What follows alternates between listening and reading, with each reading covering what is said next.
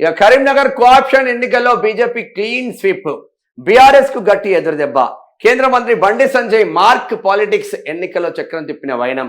కారుకు shock కమలానికి 4 BRS కార్పొరేటర్లు జై. అనూహ్యంగా మారిన ఓటింగ్ సమీకరణాలు. గెలిచే అవకాశం లేదని కాంగ్రెస్ వ్యూహాత్మక వెనుకడుగు. కరీంనగర్ పీఠంపై బీజేపీ పట్టు. లీడర్ అనేటోళ్ళు కరెక్ట్గా ఉంటే ప్రజలకు మంచి జరుగుతుంది, తద్వారా అక్కడ పాలించే ఆ ప్రాంతం కూడా డెవలప్మెంట్ జరుగుతుంది. మరి బీజేపీ కరీంనగర్లో ఎందుకు స్ట్రాంగ్ ఉన్నదంటే లీడర్ స్ట్రాంగ్ ఉన్నాడు కాబట్టి బీజేపీ కరీంనగర్లో స్ట్రాంగ్ ఉన్నది. మీరు బీజేపీ కార్యకర్తలను రాష్ట్ర వ్యాప్తంగా అడగండి, కరీంనగర్కి పోతే ఒక ఊపు వస్తుందా మాకు, మళ్ళా మేము నల్గొండకి వస్తే మాకు ఆ ఊపు పోతుంది. బండి సంజయ్ అటువంటి లీడర్ మాకు కూడా నల్గొండలో ఒకడు ఉంటే దున్ని పడేస్తామని నల్గొండ కార్యకర్తలు చెప్తున్నారు నాతో. ఎంత ఊపు తీసుకొచ్చింది మొన్న కార్పొరేషన్ ఎలక్షన్స్ అప్పుడు. ఆ రిమైనింగ్ లీడర్లు ఏమైపోయా, ఎందుకో తీసుకురాకపోయా. ఇక కోఆప్షన్ మెంబర్లలో బీజేపీ గెలుస్తుంది, మున్సిపల్ కార్పొరేషన్లలో బీజేపీ గెలుస్తుంది. అంచెలంచెలుగా పేపర్లు ఇచ్చి ఆఫీసులలో అవసరం ఉంటే టీలు అందించి ఆఫీస్ బాయ్ నుంచి మొదలుకుంటే కేంద్ర మంత్రిగా అడిగిన బండి సంజయ్ని చూస్తే ఓర్చుకోలేకపోతున్నారా 3-4 దుర్మార్గులు. కళ్ళల్లో నిప్పులు పోసుకుంటున్నారు. మళ్ళీ తెల్లారు లేస్తే బీసీ రాగం, బీసీ పాట వాడాలి. బండి సంజయ్ బీసీలాగా కనిపిస్తలేడరా మీకు?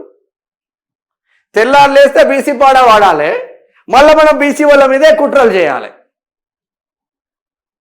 మంచిగానే అందుతున్నాయి పైకం 2 లీడర్ల నుంచి, గట్టిగానే అందుతున్నట్టున్నాయిగా. 50 పైసలతో మీకు ఒక 10 సంవత్సరాల దాకా మీరు బయట రూపాయి రాకున్నా కూడా మనం ఛానళ్ళను రన్ చేసుకోవచ్చు, ఇబ్బంది ఏం లేదు, మంచిగానే ఉంటుంది పైకం. ఎందుకంటే వాళ్ళ దగ్గర బగ్గనే ఉన్నాయి కాబట్టి 2 లీడర్ల దగ్గర. మళ్ళీ 2 లీడర్లు ఎవడన్నా ఉన్నాడంటే వాడు బీజేపీ వాళ్ళే. టార్గెట్ బండి సంజయ్ని కనుక ఇప్పుడే టార్గెట్ చేస్తే రేపు మళ్ళా పొరపాటున బండి సంజయ్ చేతులకు రాష్ట్ర పగ్గాలు వచ్చిందనుకో, రాష్ట్రం అంతా తిరుగుతాడు, ఆగం చేస్తాడు, భారతీయ జనతా పార్టీని అధికారంలోకి తీసుకొస్తాడు. ఇక మన పప్పులు ఉడకవురా నాయన, మనం ఆగం అవుతామని చెప్పేసి ముందే మేల్కొని మనోళ్ళు బండి సంజయ్ టార్గెట్గా వీడియోల మీద వీడియోలు చేస్తున్నారు, వీడియోలు. మస్తు మంది జర్నలిస్టులను కాపాడింటారా బండి సంజయ్? మీ మీద కేసు అయినప్పుడు మాట్లాడింది బండి సంజయ్. తీన్మార్ మల్లన్న మీద కేసు అయినప్పుడు అర్ధరాత్రి ఇంటికి వచ్చింది బండి సంజయ్. ఇదే మేడం శ్యామ్ మీద 2 SC/ST అట్రాసిటీ కేసు అయినప్పుడు అండగా నిలబడ్డది బండి సంజయ్.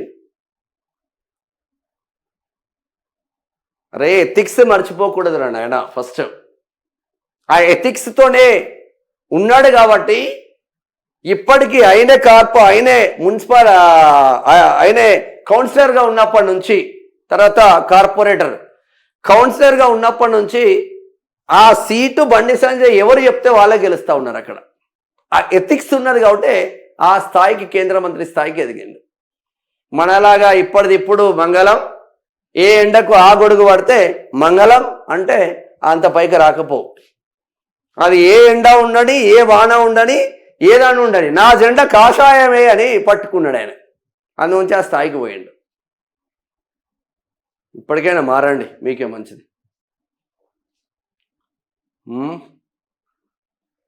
ఇవో 5 స్థానాలు ఉంటే 5 స్థానాలలో కొట్టి పడేసిందా? చూడు నువ్వు ఒకసారి. ఇది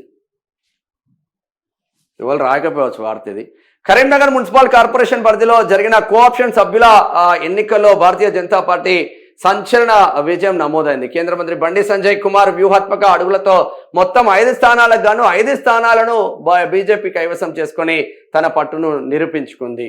ఆ బీఆర్ఎస్ కార్పొరేటర్ల మద్దతుతో తలకిందులైన సమీకరణాలు. ఈ ఎన్నికల ప్రక్రియలో ఊహించని పరిణామాలు చోటు చేసుకున్నాయి. ప్రధాన ప్రతిపక్షమైన బీఆర్ఎస్ ఈ ఎన్నికలో నిలువున చీలిపోయింది. 4 బీఆర్ఎస్ కార్పొరేటర్లు అనూహ్యంగా బీజేపీకి మద్దతు ఇచ్చిండ్రు. ఖతం. దీంతో కింద మీద అయింది. అందుంచే బండి సంజయ్దే కరీంనగర్లో పై చేయి ఎందుకుంటుందంటే అట్లనే ఉంటుంది. మరి